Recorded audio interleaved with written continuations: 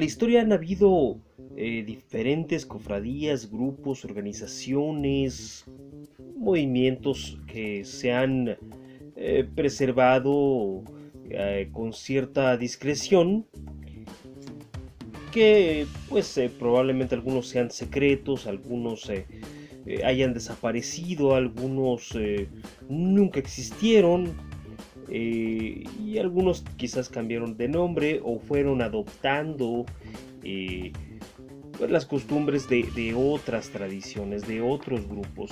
Uno de ellos es ni más ni menos que la masonería que es objeto de muchas discusiones, de muchas teorías. Se les acusa de ser adoradores del mismísimo Satán, se les relaciona con movimientos sociales o con guerras que se han dado a lo largo de la historia. Y si bien algunas de estas cosas sí son ciertas, también hay muchísima imaginación desbordada en este asunto que tiene que ver con la masonería. ¿Quiénes son los masones y de dónde salieron? Las primeras logias en Europa se erigieron entre el siglo XVI y el siglo XVIII, aunque sus orígenes datan de los gremios de constructores de las catedrales medievales del siglo XIII. Bien, algunas logias aseguran que sus tradiciones proceden desde el mismísimo Hermes Trismegisto. Hay quien cree que la masonería data de los antiguos egipcios, aunque de eso realmente no hay muchas pruebas. Su estructura está establecida en diversos niveles, desde aprendiz, compañero, maestro, maestro Pokémon, Super Saiyajin y Ultra Instinto. Pero, ¿quiénes son esos señores con mandiles y gorritos tan chistosos y por qué resultan tan atractivos para los conspiranoicos? Los masones no son los dueños secretos del mundo, no son un poder en las sombras, aunque mucha gente le guste mucho creer en esto. Esto no es real, no es así. Aunque sí han tenido muchísima influencia a lo largo de la historia. Pero ¿de dónde viene esta leyenda negra acerca de la masonería? ¿Por qué hay tanta animadversión y tantas historias y leyendas tan extrañas y maléficas alrededor de la masonería? Pues en la Revolución Francesa. En la Revolución Francesa recordemos que lo que imperaba era el pensamiento que provenía de la Ilustración, en un movimiento que buscaba acabar con la ignorancia, con hacer más democrático el conocimiento, y pues estas ideas para el clero, para la oligarquía, en toda Europa, principalmente en Francia, pero en toda Europa, estas ideas eran peligrosas para la élite y para el clero, pues resultaba que este tipo de pensamientos les quitaban inmensos privilegios que tuvieron durante muchísimos años, ¿no? ¿Les suena? Si bien los revolucionarios e insurgentes tanto de Europa como de América eran masones, pues es porque eso era la mera moda. No es que fuera la masonería cuna de estos movimientos en sí, sino que dentro de las logias se discutían principios como la libertad, los derechos del hombre, el progreso humano, combatir la ignorancia, la superstición y la tiranía para construir un mundo mejor. Ideas de la Ilustración.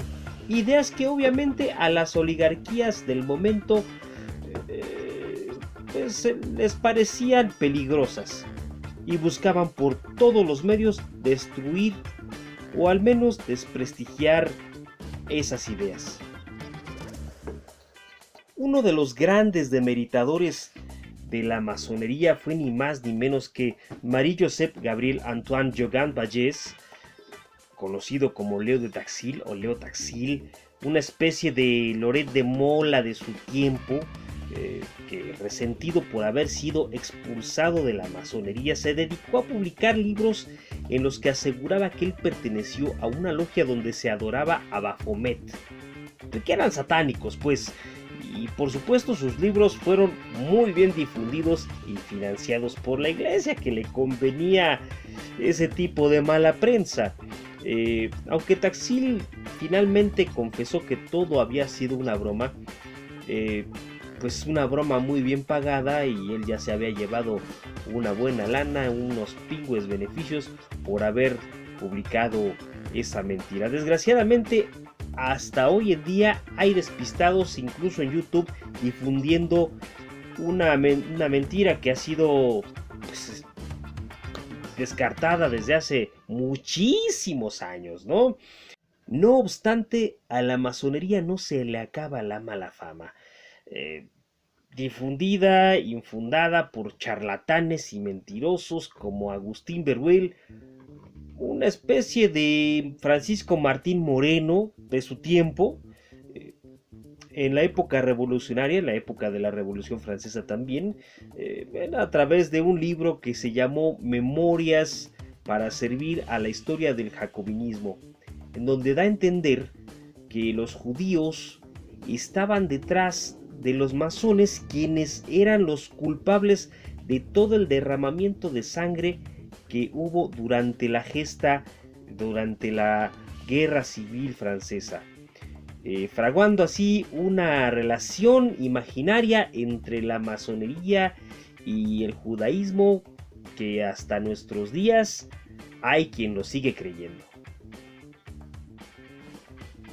La idea de la relación imaginaria entre la masonería y el judaísmo, que hasta nuestros días es el festín de teorías de conspiración de la más fantástica ralea, fue aderezado y reforzado por el fabuloso libro Los Protocolos de los Sabios de Sion, un panfleto propagandístico hecho a petición de la policía del zar Nicolás II, donde se detallaba una supuesta conspiración judeo-masónica para controlar todos los movimientos comunistas en la tierra. Algo así como la paranoia que hay hoy en día alrededor del Foro de Sao Paulo, que no es más que un club donde políticos de diversas versiones y visiones de la izquierda se dan de palmadas y reconocimientos. La masonería, lejos de ser un poder oscuro en las tinieblas, históricamente ha sido un movimiento que tuvo una gran influencia en la independencia de muchos países. Toda América, por ejemplo. La abolición de la esclavitud, el reconocimiento de los derechos de los indígenas, etc. Recordemos que grandes líderes de las Américas como José de San Martín, Bernardo O'Higgins, Simón Bolívar, Benito Juárez o Vicente Guerrero eran masones. Hoy en día hay más de 5 millones de masones en todo el mundo, la gran mayoría en Estados Unidos, y no son una sociedad secreta, ya que sus domicilios son perfectamente identificables y muchos de sus miembros son conocidos. Son más bien una sociedad discreta, de señores que usan accesorios la mar de chistosos como mandiles, guantes, arreos y vestidos que se juntan para hacer relaciones públicas, o como dicen los milénicos, networking. Sus actividades, si bien no son públicas, no quiere decir que por ello están conspirando para dominar al mundo, adorando a Satanás, ni comiendo bebés. Hoy en día, fuera de sus grupos de estudio, de sus logias, de sus clubes, de sus labores filantrópicas, que son muchísimas, sus apoyos a la cultura, etcétera, pues la masonería no es hoy en día más que un grupo de señores haciendo cosas raras, vistiendo muy raro, haciendo rituales muy pancheros y que tienen una obsesión por los símbolos inaudita, igual que cualquier club de otakus. Y que sus ceremonias de iniciación, pues sí, pues son misteriosas, y por eso la imaginación de los incautos pues vuela, pero pues hoy en día los masones pues ya no son perseguidos ni por la iglesia, ni por ninguna institución, ni por otras organizaciones que son como contrarias, así que pues sus rituales y sus ritos cada vez son más públicos, incluso algunas logias se pueden visitar públicamente y pues desde hace años que incluso también se han abierto logias femeninas o logias mixtas, rompiendo con esa tradición que tuvieron durante muchos siglos de ser un club de Toby.